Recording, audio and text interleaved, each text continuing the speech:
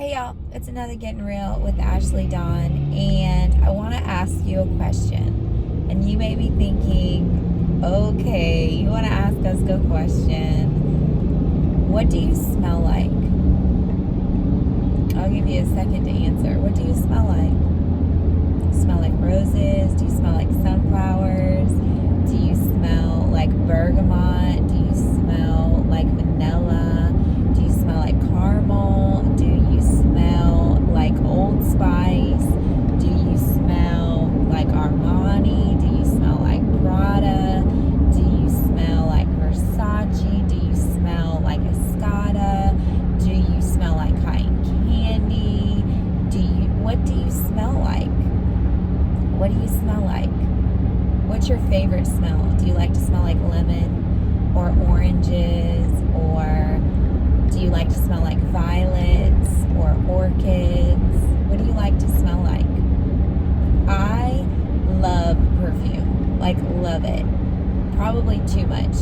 I used to work at a place that sold perfume, and so I had a lot, and I just have always loved perfume. Even as a little girl, I always loved perfume and body sprays, and everybody in the 90s had, the OG cucumber melon from Bath and Body Works, and they had a sunflower one that I used to wear all the time from Bath and Body Works, and then Love's Baby Soft, the little powder perfume.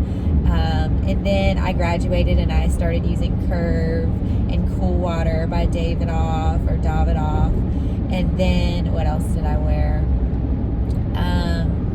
Christina Aguilera had one called Fetish, and it was like in a green and blue and orange bottle, and I love that one. And then Escada Malibu was like my jam, and then Tommy Girl, I used to wear that all the time, and Calvin Klein, and I went through all these different colognes and perfumes, and I loved men's cologne because my daddy wore it, like his aftershave and stuff, and his Old Spice. And so there was Michael Jordan came out with a cologne, and it was like on sale at Walgreens or something, and I bought it, and I used to wear it all the time in middle school. And all my guy friends would be like, Ashleydawn, why are you wearing men's cologne? Like, aren't you trying to get a boyfriend? And I'm like, no, I'm not trying to get a boyfriend. I just like the way it smells. So I've just always loved scents. My nose is very different than most people's noses. If you haven't been able to tell, I have very large nostrils, and my nose is kind of upturned and pointy. And so if I ever have boogers, you can see them before anyone else. Like a lot of people have the noses that point down, and so if they have a little boogie in there, you can't really see it. I don't have that luxury. And so I used to always tell everyone that my nostrils were not just for beauty, they were also for functionality. And so just as big as they are, and just as much as you can see them, they can see you and they can smell you. And that's a joke, but my nose is very, very sensitive to smells. It has always been, ever since I was a little girl. That's why I like flowers. That's why I like perfume. But I will say that if there's a scent that I don't like, I can't pretend that I do. In that my nose is so highly sensitive. If you're cooking in your house down the street, chances are I probably can smell what you're cooking, and I probably could tell you what it is without even being in your house. My nose, I joke, and I'm like, it's like a bloodhound. Like, it'll track you down. And it's funny because my one friend wears this one perfume.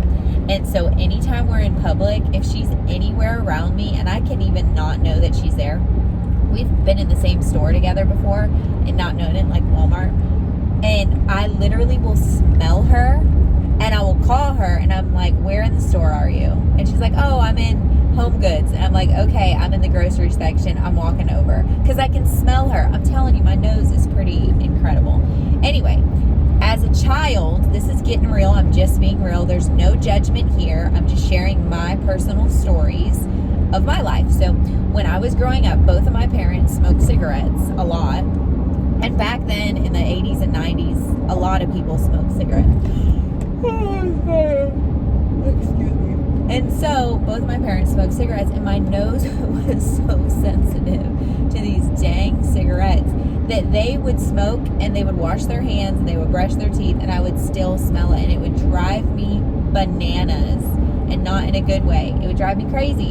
And I'd go to school and my clothes would smell like it and my backpack would smell like it. And no matter how much, like, I would, hug and kiss my mom and I would smell like it.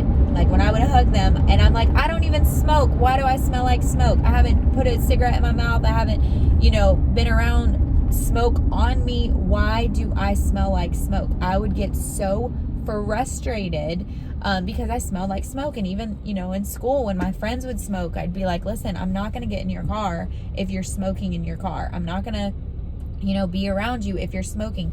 My nose is so sensitive. Like, and it's not me judging people. I literally can't stand the smell. I can't. Like, I'm telling you, it's crazy.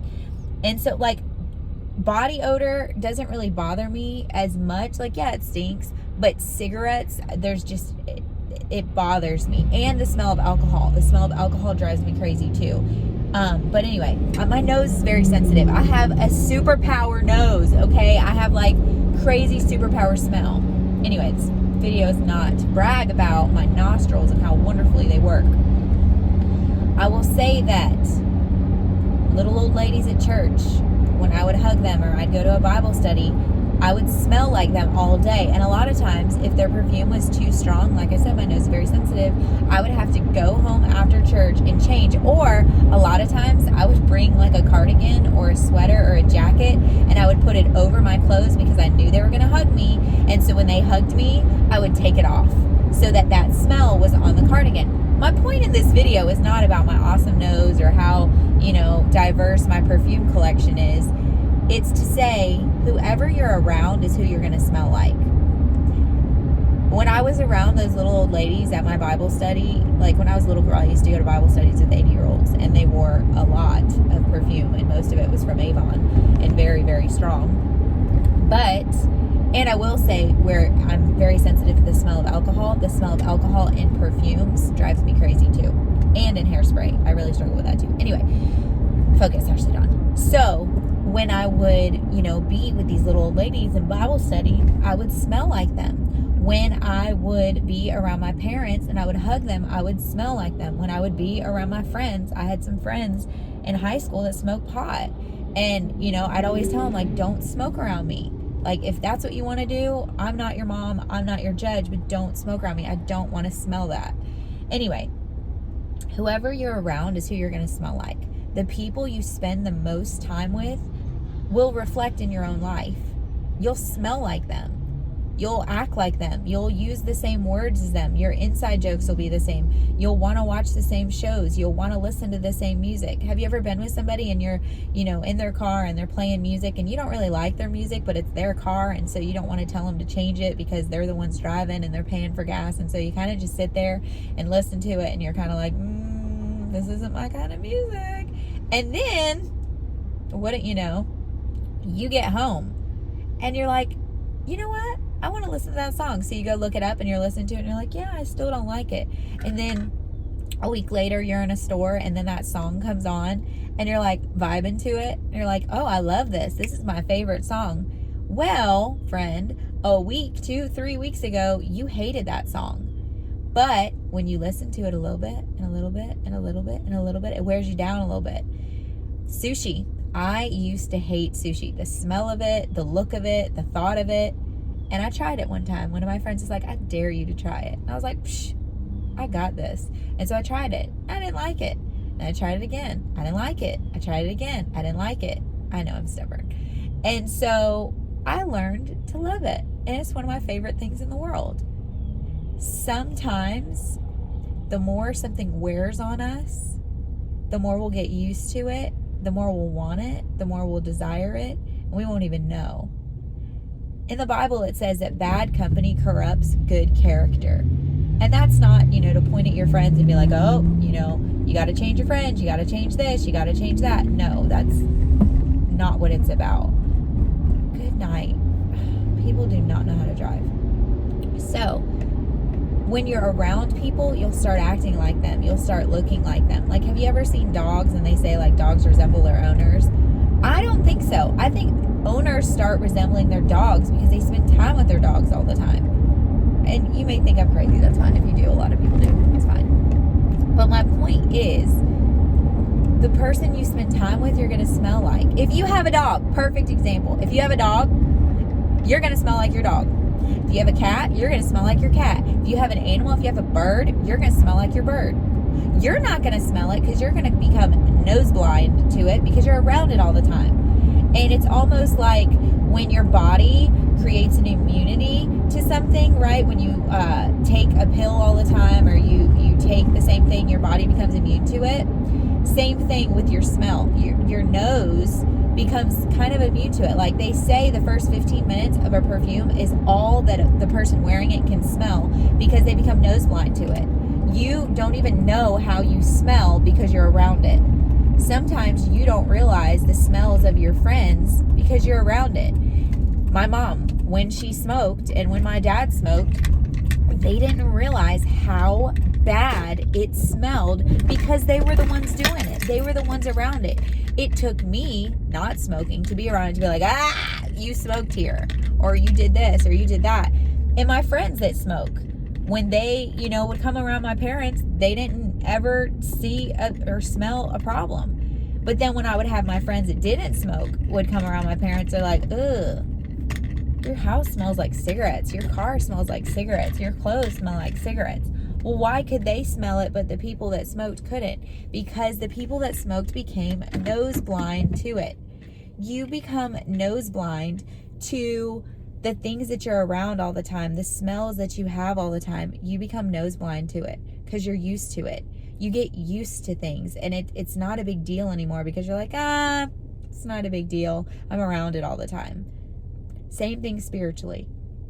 Who are you spending time with?